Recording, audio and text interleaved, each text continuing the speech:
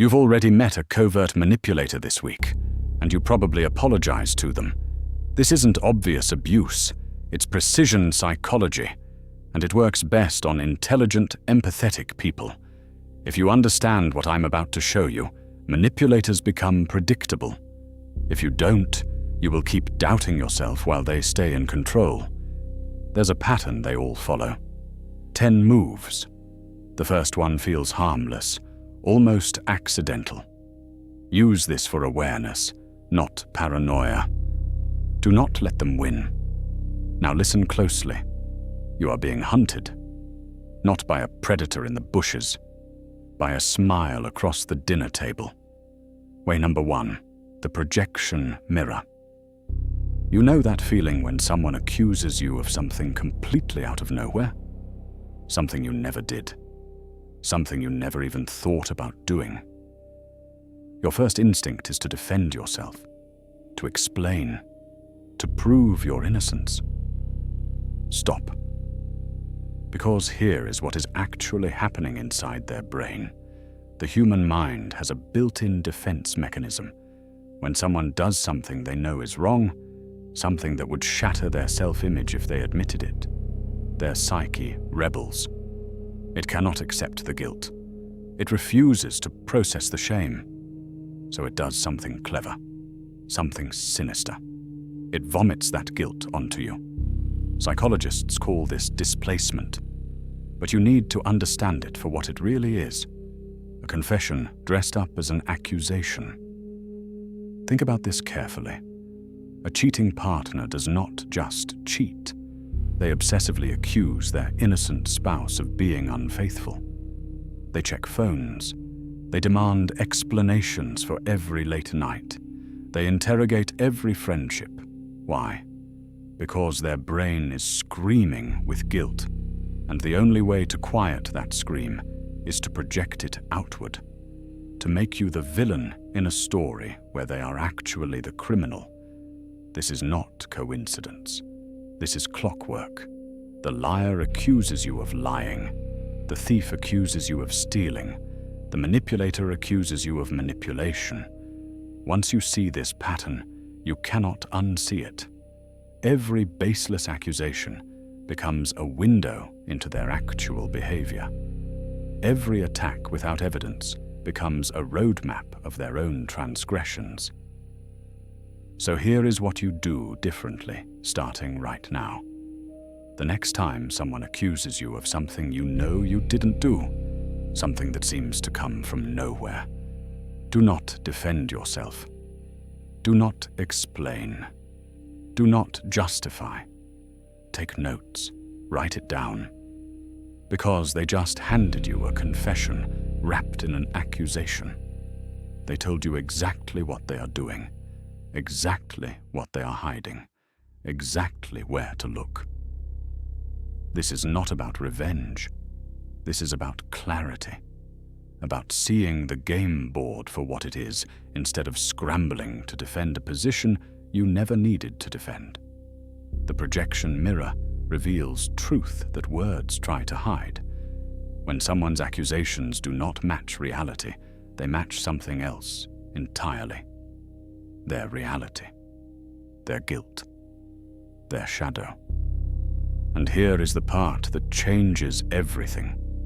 Once you understand this, their power evaporates. They throw an accusation expecting you to crumble into defense mode, expecting you to waste your energy proving a negative. But instead, you simply observe. You catalog. You understand. The hunter becomes the documented. But here is the trap most people fall into. They think projection is the only weapon in the arsenal. They think once they spot this pattern, they have cracked the code. They have not. Because the next sign is far more subtle, far more dangerous. It does not announce itself with accusations. It creeps in slowly, methodically, until one day you wake up and realize you no longer trust your own mind. And this brings us to a secret even more dangerous. Way number 2, the doubt manufacturing process. You just learned how projection works, how they weaponize guilt against you.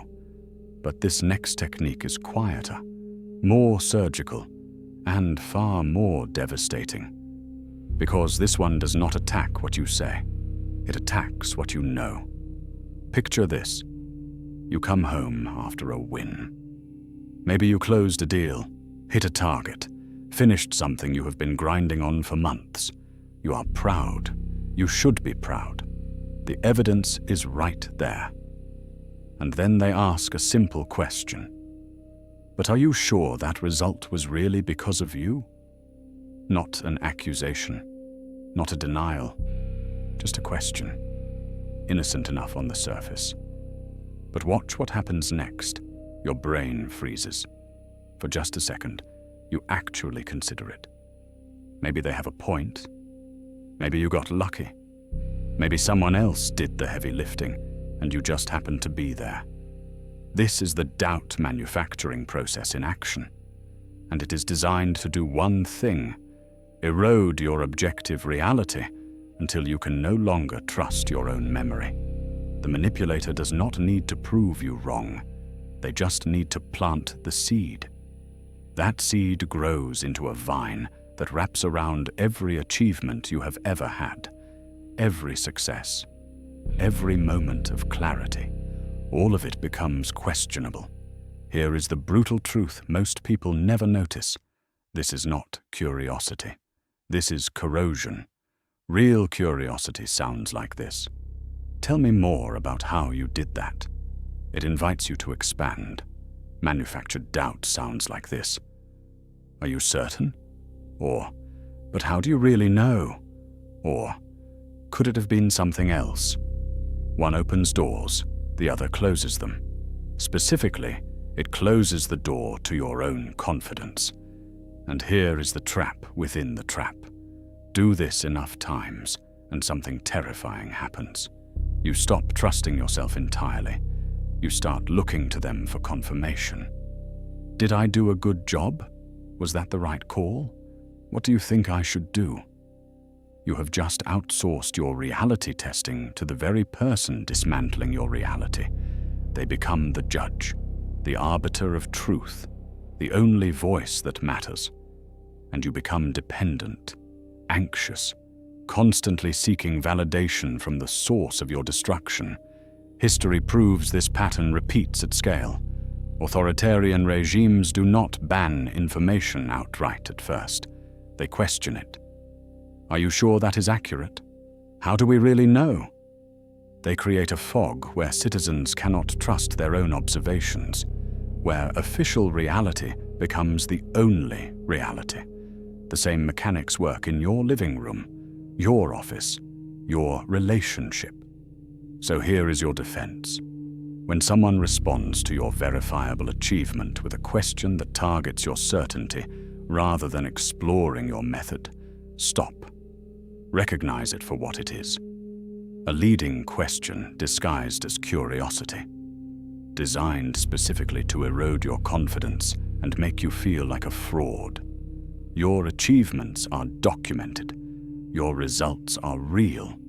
Your memory is intact. And anyone who needs you to doubt that? They need your confusion more than they need your truth. But here is where the manipulation becomes almost impossible to detect. Because the next technique does not question what you know, it questions what you feel. And this brings us to a secret even more dangerous. Way number 3, the intensity audit. You know that feeling. Someone new enters your life and suddenly everything feels electric. They text you constantly. They remember every detail you mentioned. They call you extraordinary. They make you feel like the most important person in the world. And you think you have finally found it. Real connection. Someone who truly sees you. But here is the truth that most people are too afraid to see. That overwhelming rush of attention has a name. Love bombing. And it is not affection. It is a tactical strike designed to overwhelm your defenses before you even know what is happening. Let me show you how this is being used against you right now. When someone floods you with praise, your brain releases dopamine, the same chemical triggered by cocaine, the same rush that makes gamblers chase losses. And just like any addiction, the first hit is always free. They are not giving you love. They are creating dependency. Think about it. Real intimacy takes time. You learn someone's flaws. You see them tired, frustrated, ordinary. You build trust through hundreds of small moments, through conflict resolved, through patience tested. But tactical intimacy is instant. It is overwhelming. And that is exactly how you know it is manufactured. History proves this. Con artists throughout the ages have understood one fundamental truth. The fastest way into someone's life is through their ego. Make them feel special. Make them feel chosen. Make them feel like they have finally found someone who understands them on a level no one else ever has. The record shows a brutal truth. Victims of romance scams consistently report feeling more loved, more seen, more understood in the first 2 weeks than they had in years of normal relationships. That should terrify you, because the intensity itself is the warning sign, not the proof of connection. Stop and realize what this actually means for your future. Most people think they want to be swept off their feet. They fantasize about overwhelming passion, about someone who pursues them relentlessly, about that movie moment where everything clicks instantly. But that desire is exactly what gets them destroyed. Real connection feels calm. It feels stable. Sometimes it even feels slow in the beginning, because genuine interest does not need to overwhelm you. It does not need to rush. It does not need to make you feel like you are drowning in attention before you have even learned their middle name. Here is your audit. When someone new enters your life, ask yourself one question. Is this intensity proportional to how well they actually know me? If they are treating you like the love of their life after 2 conversations, something is wrong. If they know exactly what to say every single time, they have done this before. If the attention feels almost too perfect, too tailored, too relentless to be real, trust that instinct. Because you are right. The manipulation is not hidden in what they say. It is hidden in how much they say it, how fast, how relentlessly. You will catch the shift. But here is where the trap is set. Love bombing is just the opening move. What comes next is far more subtle. And the 4th way manipulators operate will make you question every time someone told you your feelings were too much. And this brings us to a secret even more dangerous. Way number 4, the Minimization Protocol. You felt something real, something that made your stomach drop or your chest tighten. And then they said it. You are overreacting. 2 words. That is all it takes to make you question your entire nervous system. This is not casual dismissal. This is surgical. The Minimization Protocol is the deliberate reduction of your emotional response to make you feel small, to make you feel broken, to make you feel like the problem is not what happened. The problem is you. Here is the nuance most people miss. They are not saying you are wrong. That would be too obvious, too easy to fight against. Instead, they are saying you are too much, too sensitive, too dramatic, too emotional. Feel the difference? When someone says you are wrong, you can argue facts. You can present evidence. You can defend your position. But when someone says you are overreacting, you are not defending a position. You are defending your right to feel. And that is a battle you cannot win. Because the moment you push back, you have just proven their point. Look at you, getting upset. Again. This is the trap. History proves this pattern destroys people from the inside out. During the early psychiatric era, women who reported genuine distress were routinely diagnosed with hysteria. Their symptoms were real. Their suffering was real. But the label made everything they felt a symptom of their own defective nature, not evidence of something wrong in their environment, evidence of something wrong with them. The Minimization Protocol works the same way. It takes your valid response to an invalid situation and flips the script. Suddenly, you are the unstable one. You are the one who needs to calm down. You are the one making things difficult. And here is the psychological damage no one talks about. Over time, this conditions you to suppress your own intuition. You stop trusting the alarm bells. You stop listening to the signals your body sends you. Because every time those signals fire, you have been trained to believe they are faulty. You become your own silencer. Think about the last time you felt something was off. Really off. Did you speak up immediately? Or did you hesitate? Did you wonder if maybe you were being dramatic? Did you rehearse how to say it without sounding crazy? That hesitation is the Minimization Protocol working inside you, even when they are not in the room. The countermove requires something uncomfortable. You must stop apologizing for your emotional responses.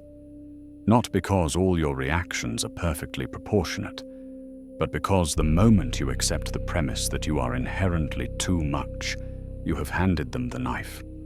Your feelings are data. They are not always accurate, but they are always information.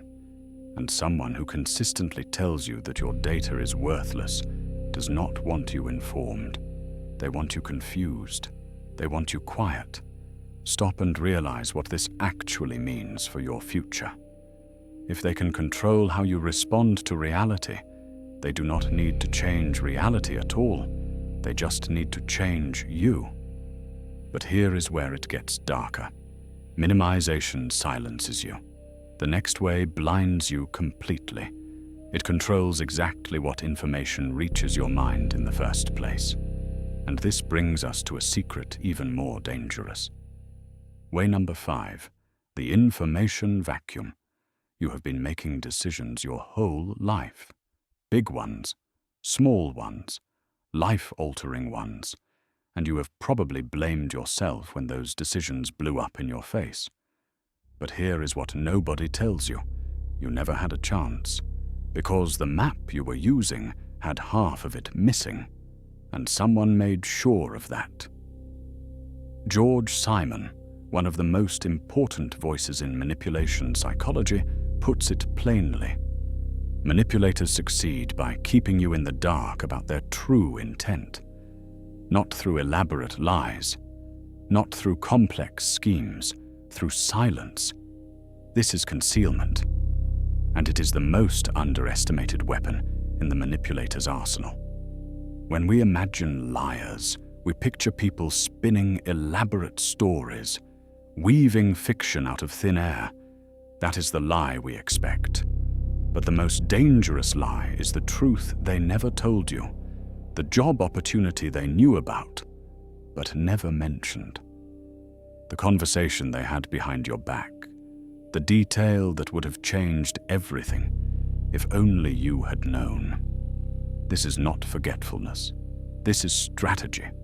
History proves this with brutal clarity. Consider what happened in corporate boardrooms throughout the 20th century. Executives who concealed financial problems from partners, spouses who hid debts until the house was gone, business partners who knew the venture was failing but kept collecting your investment. They did not lie to your face. They just never told you the truth. And when everything collapsed, you blamed yourself for not seeing it coming. Stop and realize what this actually means for your future. Every decision you make is based on the information available to you. You weigh options, you calculate risk, You choose the path that makes sense. But what happens when someone controls what information reaches you? You are playing chess. They can see the whole board. You can only see half the pieces. And then they have the audacity to criticize your strategy when you lose. You cannot make rational decisions when half the map is missing. Yet somehow, you always end up blaming yourself for the wrong turn. Here is the strategic insight that changes everything.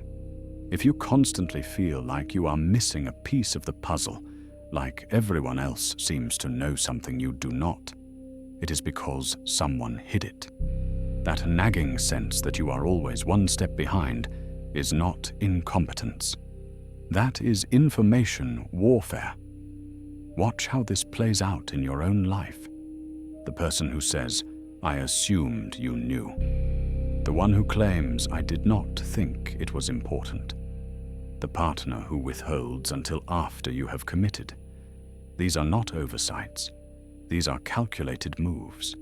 The information vacuum works because you cannot question what you do not know exists. You cannot demand answers when you do not know the questions to ask. And here is where it gets darker. Once you start noticing the gaps, the convenient omissions, the strategic silences, the information that arrives just a little too late, you will see this pattern everywhere. But recognizing the vacuum is not enough, because there is something they count on even more than your ignorance. They count on what you want. And this brings us to a secret even more dangerous. Way number 6, the desire blind spot.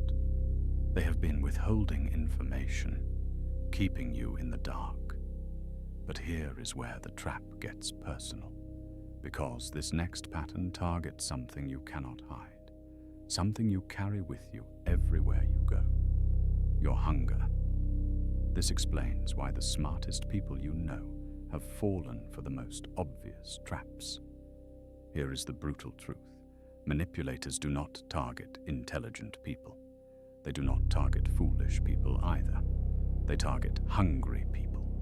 People who want something so badly that their brain stops processing danger, signals entirely. This is the vulnerability targeting principle. And once you understand it, you will never look at your own desires the same way again. Think about what you want most right now. Financial security, a relationship, recognition, validation from someone who never gave it to you. Whatever that thing is, that is your blind spot. That is the exact frequency a manipulator will broadcast on to bypass every defense you have built. History proves this with devastating clarity. Bernie Madoff did not steal $65 billion by being clever. He stole it by understanding one thing. People with money are terrified of losing it, and people without money are desperate to get it. He positioned himself as the trustworthy insider, the exclusive opportunity you had to know someone to access. And here is what made him lethal. He actually turned people away. He made them work to give him their money. Why? Because he was filtering. He was sorting out the skeptics and keeping only the hungry ones, the ones whose desire for security and exclusivity had created a tunnel so narrow they could not see the red flags waving on either side. These were not foolish people. Hedge fund managers, celebrities, charities, Nobel laureates. Their intelligence was irrelevant. Their hunger made them blind. This is the tunnel vision effect. When you want something badly enough, your brain physically stops processing contradictory information. It is not weakness, it is biology. Rational thought takes a back seat to emotional drive, and manipulators know this. They smell it on you like predators smell wounded prey. So here is your self-audit, the only protection that actually works. What do you want that you do not have? Name it. Write it down. Get specific. Now ask yourself, who knows about this desire? Who have you told? who might have figured it out from watching you. Because anyone who offers you exactly what you are starving for should trigger immediate suspicion. Not gratitude. Suspicion. The person promising financial freedom to someone drowning in debt. The partner who appears exactly when you are lonely. The opportunity that lands precisely when you are desperate. These are not coincidences. They are targeting. Your unmet needs are an open door. And if you do not identify them first, someone else will walk right through.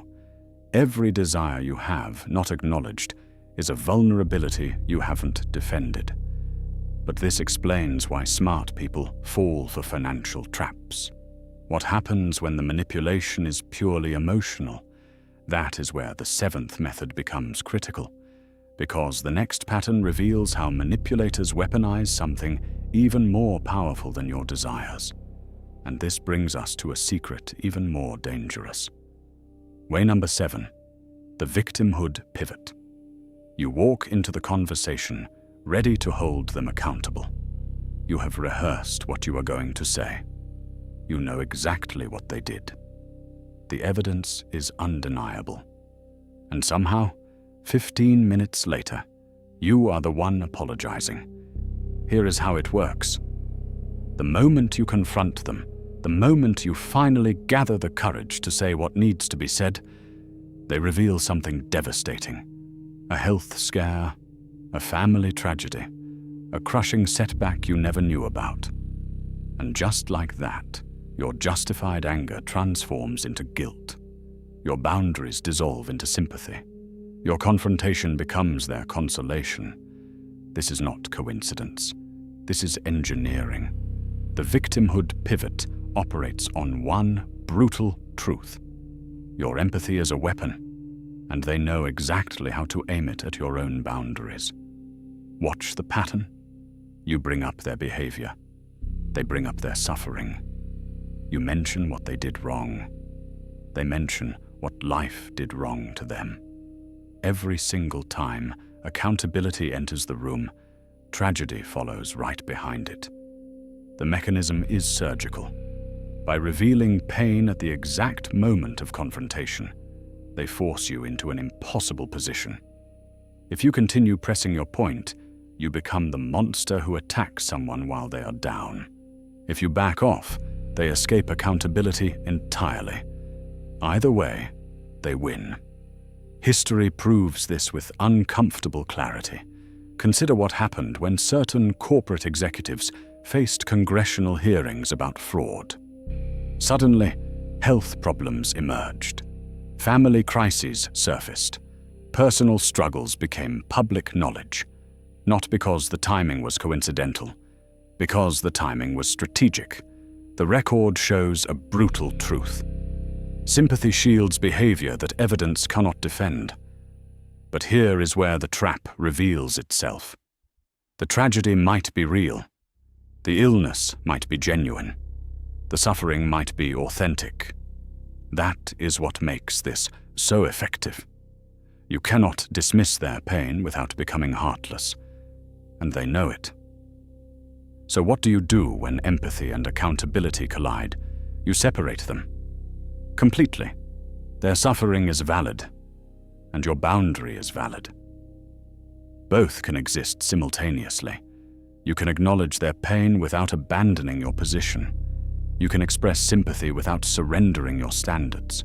The pivot works because it forces you to choose compassion or confrontation, their feelings or your needs.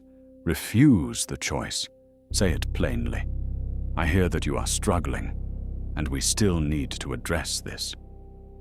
Watch how they respond when compassion no longer cancels the conversation. The master manipulator expects your empathy to override your clarity. They count on guilt to silence your concerns. They weaponize their wounds because it has worked every single time before. Stop letting it work. Here is the test. Track when their tragedies appear. If suffering only surfaces during accountability conversations, you are not witnessing vulnerability. You are witnessing strategy. Real pain exists independent of convenience. Manufactured pain arrives on schedule, and this brings us to a secret even more dangerous, because everything you have learned about their tactics assumes you are getting honest feedback from somewhere, from friends, from family, from people who claim neutrality. But what if those neutral voices are part of the system too? Way number 8, the neutrality test. This is the weapon they never see coming. And it is devastatingly simple. Stop reacting. That is it. That is the entire strategy. And it will drive them absolutely insane. Here is why this works. A covert manipulator runs on one fuel source: your emotional reaction, your anger, your tears, your desperate need to explain yourself, your frantic attempts to prove you are not crazy. Every single one of those responses is a meal, and they are starving for it. The moment you refuse to feed them, watch what happens. This is what some call the grey rock method. You become boring, uninteresting, emotionally flat. Not cold, not hostile, just neutral, like a grey rock in a field of grey rocks. Nothing worth attacking, nothing worth manipulating. Picture this. A colleague has been using guilt and subtle coercion to bait you into arguments. Every meeting, they twist your words. Every email, they imply you have done something wrong. Your instinct screams at you to defend yourself, to argue, to set the record straight. Do not. Instead, you respond with something pleasant, but utterly bland. Thanks for the feedback. I will take that into consideration. Okay. No emotion, no defense, no fuel. And here is where the shift happens. When you deny them the emotional reaction they crave, they escalate. They have to, because their entire strategy depends on your engagement. They will push harder, get more obvious, make bigger accusations, say things that would have stayed hidden if you had kept playing the game. This is them revealing their true face. A normal person responds to neutrality with neutrality. If you are calm and unbothered, they move on.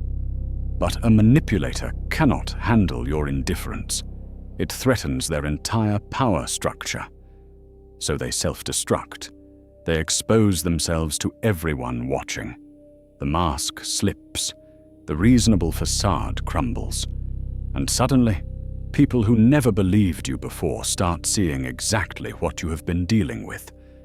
Here is the counterintuitive truth that most people never grasp. Winning is not fighting back. Winning is boredom. Winning is making yourself so uninteresting to manipulate that they go find easier prey. This feels wrong at first. Every instinct in your body wants to explain, defend, prove your innocence. But that instinct is exactly what they are counting on. The neutrality test is not about suppressing your emotions, it is about redirecting them. Feel whatever you feel internally. Process it with people who actually care about you. But in front of the manipulator, you are a wall. Pleasant, boring, unmovable. They cannot fight someone who refuses to be their opponent. And when they escalate, and they will escalate, everyone else finally sees what you have known all along. But here is the trap most people fall into. They think neutrality means acceptance. They think grey rocking means letting the manipulator win. It does not, because the 9th way reveals something even more devastating. The strategy they use to keep you chasing a finish line that does not exist. And this brings us to a secret even more dangerous. Way number 9, the moving goalpost. You did everything right. You met every demand. You jumped through every hoop. And the moment you landed, the moment you thought you had finally earned their approval, their trust, their love, they moved the finish line. Sound familiar? This is intermittent reinforcement, and it is one of the most psychologically devastating manipulation tactics in existence. Here is how it works. You are given a standard, a clear expectation. Maybe it is spoken directly. Maybe it is implied. But you understand the rules. You know what you need to do to win. So you do it. You sacrifice. You work. You bend yourself into shapes you never thought possible. And finally, you reach the goal. But the reward never comes. Instead, you hear something like this.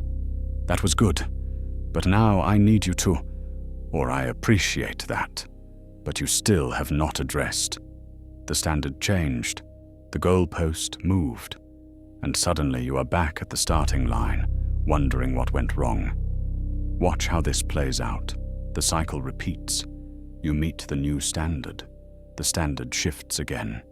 You are kept in a permanent state of striving, always almost there. Always just one more effort away from finally being enough. This is not accidental. This is engineered. Psychologists have studied this pattern extensively. They found something disturbing.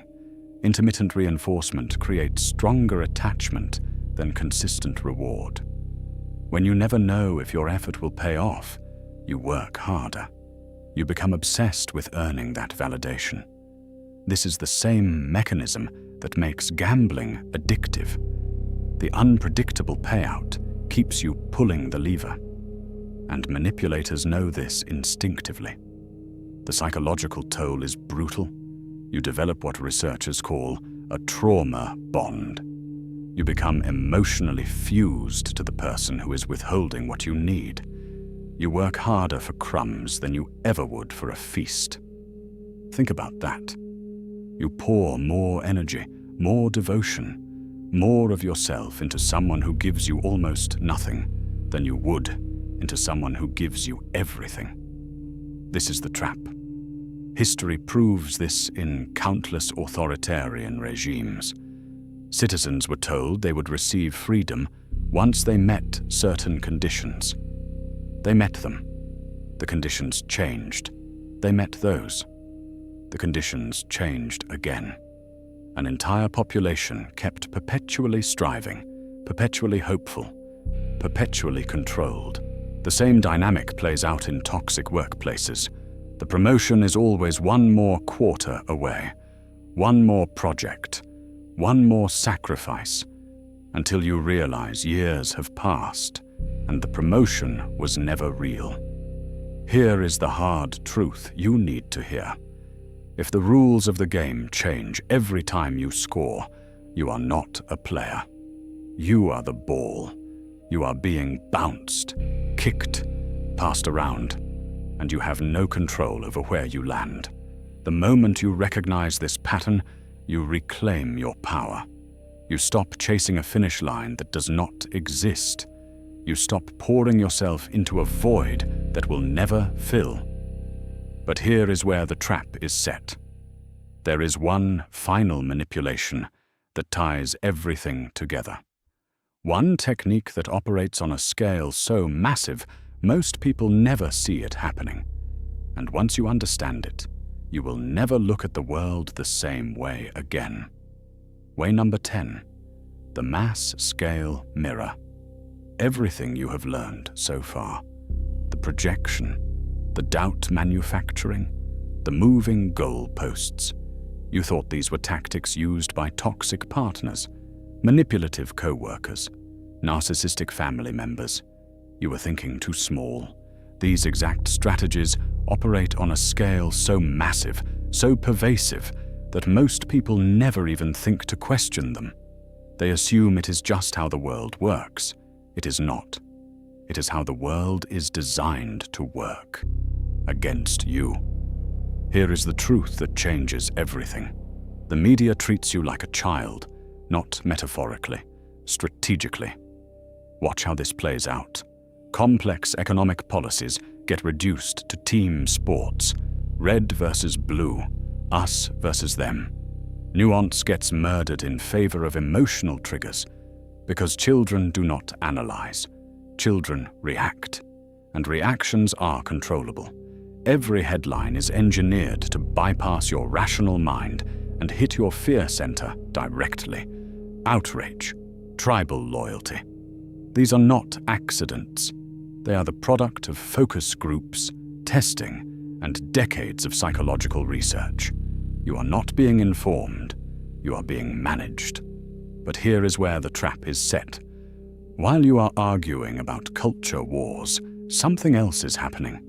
The real mechanics of power, the financial systems, the policy decisions, the structural shifts that actually shape your life, operate in total shadow. This is the strategy of distraction perfected. Remember the information vacuum.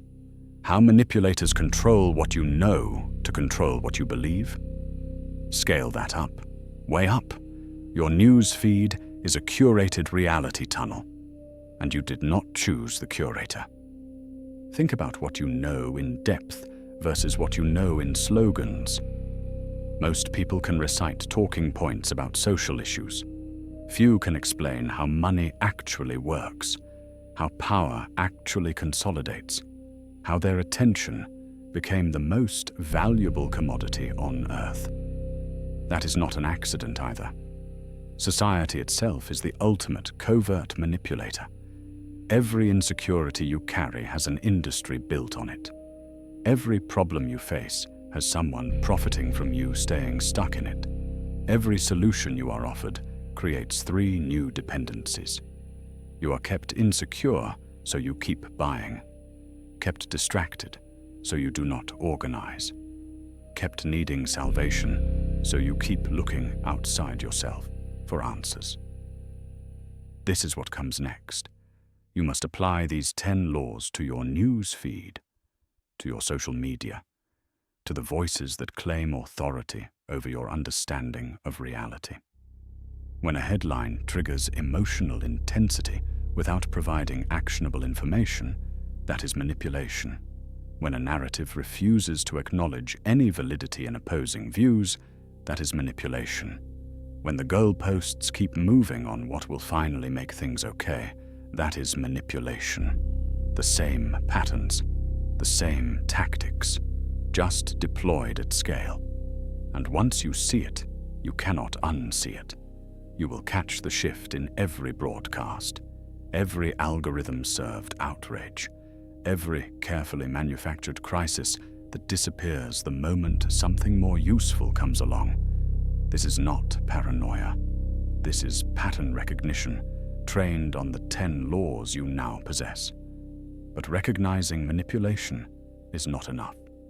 Not even close. What comes next is the transformation that makes you immune to all of it. Now we arrive at the final truth, the one that changes everything. You have seen 9 weapons of manipulation, 9 invisible chains that bind those who never learn to look. But this 10th revelation is different. This is not another tactic to spot. This is the shift that makes you untouchable. The sovereign mindset. Think about the journey you have just taken. You started by watching someone deflect their own guilt onto you. You witnessed doubt being manufactured in your mind like a product on an assembly line. You felt the intensity that had no real source. You caught the minimization of your own pain. You noticed the information they kept locked away. You recognized how your deepest desires became weapons against you. You watched victimhood flip like a coin. You tested their neutrality and found it hollow. You chased goalposts that never stopped moving, and you pulled back to see these same patterns operating across entire populations, from a single liar to the lies of civilizations. You have seen it all. But here is what most people miss, even after learning all of this. They think knowledge alone protects them. It does not. Manipulation requires your participation. Read that again. It needs your blindness. It feeds on your hunger. It lives inside your reaction. Every single tactic you have witnessed today only works because something inside you cooperates with it. The projection mirror, only distorts you if you accept the reflection. The doubt machine only runs if you supply the fuel. The intensity only overwhelms you if you match it. The minimization only shrinks you if you let that measurement define your pain. You have been a piece on the board, moved by hands you could not see, positioned by forces you did not understand. That ends now. The moment you truly see the game, something fundamental shifts. You are no longer a piece. You become the player. And players do not react. They observe. They choose. They move with intention. This is calm dominance. Not anger. Not paranoia. Not constant vigilance that exhausts you. Just quiet, unshakable awareness. The manipulator needs you asleep. They need you hungry. They need you reactive and desperate for their approval. When you stop providing those things, their power evaporates like morning fog. You do not need to confront them. You do not need to expose them. You simply stop playing by the rules you agreed to. Watch how differently they treat you. Watch how their tactics slide off you like water. Watch how they either adapt or reveal themselves completely.